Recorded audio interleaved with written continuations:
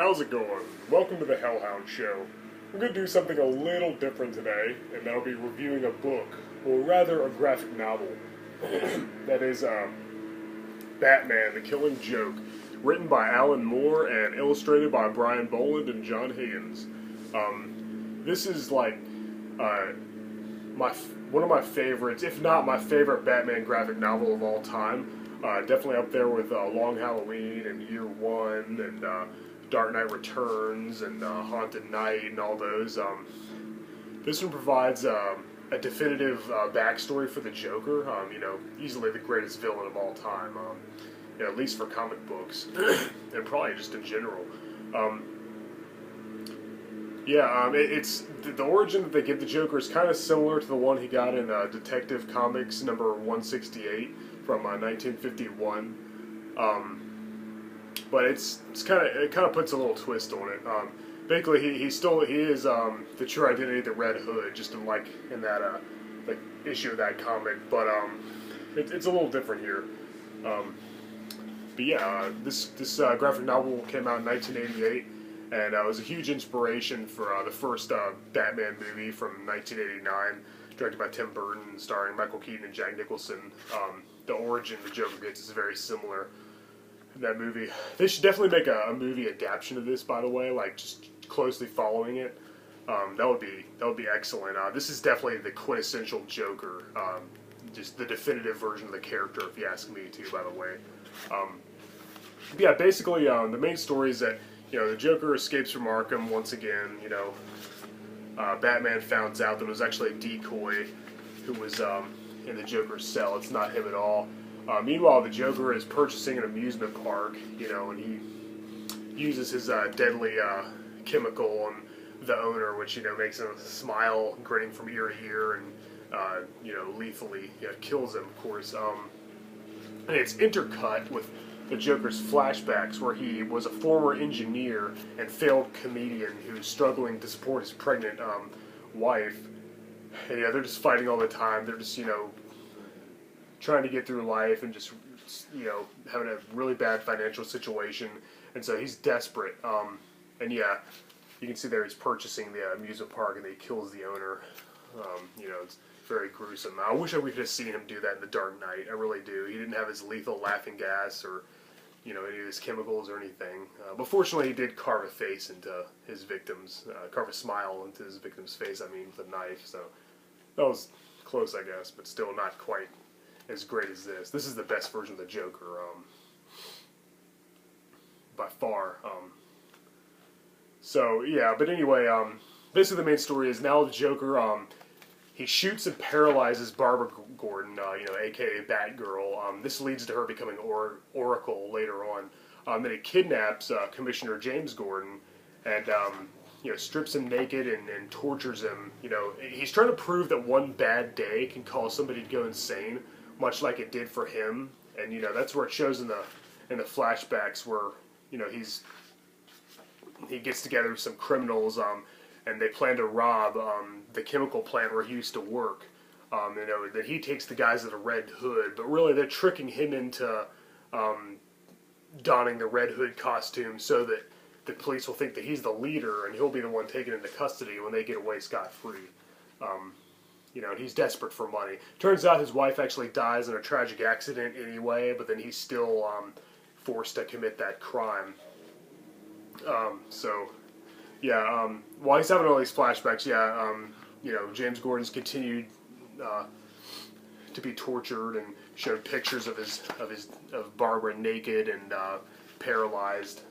He's just screaming, "Barbara!" As I said, the Joker's just trying to drive him insane. He's trying to prove that that's what happened to him, and so he's trying to prove it can happen to anybody. Anybody can become a villain just by something extremely terrible happening to them. He also taunts Batman, saying that the same thing happened to him. His parents were murdered. Now he's become a crime fighter. And it's kind of this really goes into the relationship between Batman and the Joker. It kind of suggests that they're like mirror images of each other. I think that writer Alan Moore was a genius for including that.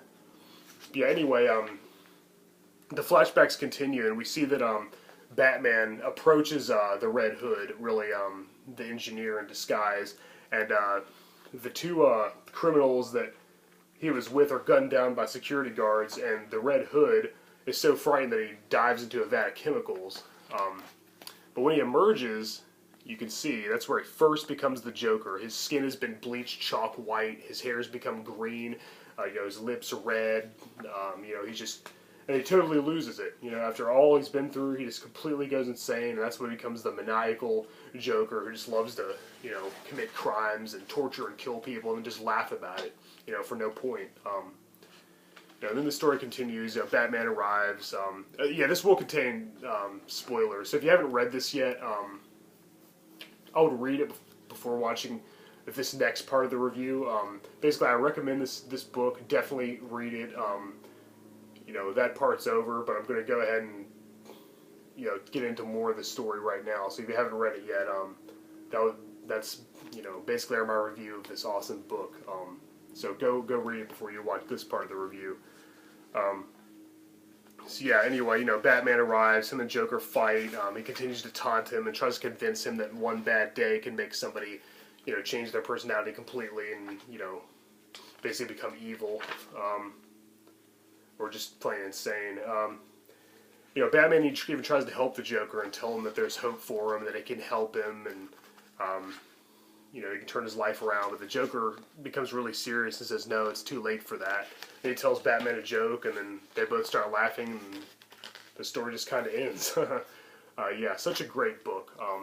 Easily one of my favorite Batman story arcs ever. It is an extension of that origin we saw in Detective Comics 168. I think it, expands on it a lot. The Joker mentions at the end that sometimes he remembers his backstory one way or another, and he prefers it to be more multiple choice. I think the Dark Knight movie from 2008 kind of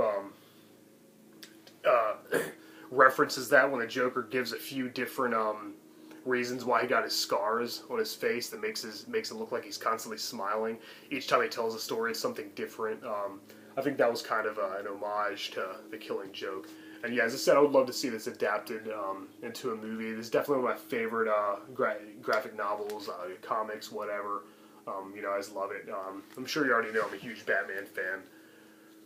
If you've been watching my Dead Level discussion, my other show that I do, separate from the Hellhound Show, with my buddy Spellbinder, he's begun to do his own solo videos too now, by the way. He's done a review of some of the Conan, the Barbarian graphic novels, as well as the Army of Darkness ones, which are very cool. I definitely recommend those as well. He's only has 2 episodes so far, but I definitely recommend you check him out. I'll probably provide a link in the description, the URL.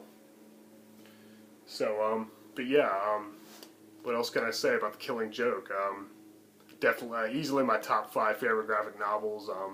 Even besides Batman, just regardless, this is a must read for Batman fans.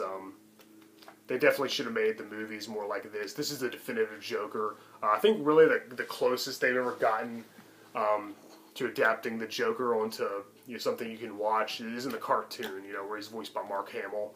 But then again, it was kind of a kid's cartoon. It was more family oriented, so they did have to omit some of his more violent and psychotic tendencies. But it's still probably the closest.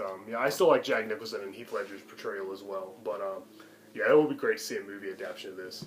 So that's basically my review of Batman: The Killing Joke, written by Alan Moore, which came out in 1988. My first book review, so don't expect too much. But